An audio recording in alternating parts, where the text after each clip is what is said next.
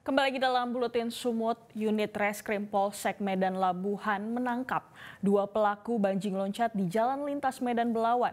Dalam aksinya yang terekam oleh video amatir terlihat jelas bahwa pelaku memanjat dan berhasil mengambil velg yang berada di dalam truk yang sedang melaju.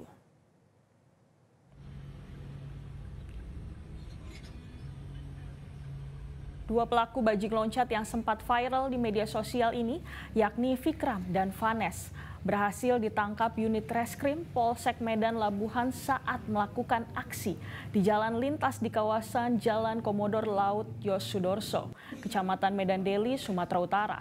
Dalam video yang berdurasi 19 detik ini terlihat jelas aksi pelaku pencuri barang bawaan truk secara terang-terangan di siang hari, dan selain membahayakan nyawa dengan memanjat pintu belakang truk yang sedang melaju ini, pelaku berhasil membawa kabur sebuah velg yang berada di dalam truk. Selain menangkap pelaku, petugas juga menyita barang bukti sebuah velg yang hendak dijual ke penadah barang curian. Pelaku penadah ini pun yang menyebabkan tingginya angka pencurian terus terjadi di Sumatera Utara. Kanit Polsek Medan Labuhan Ibtu Mangatur Sirait mengatakan dari hasil pemeriksaan pelaku selalu mengincar barang bawaan truk yang melintas tanpa ada penjagaan.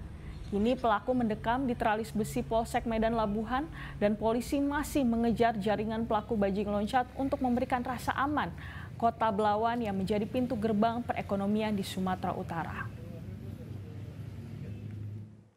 Mereka mengendarai sepeda motor melintas di Jalan Yosudarso. Ketika nanti ada truk membawa barang, mereka panjat. Mereka kejar, satu orang manjat ke atas dan mengambil barang yang di atas. Selanjutnya kedua pelaku ini gimana prosesnya? Selanjutnya kedua pelaku ini masih kita dalami, kita proses dan masih cari korbannya.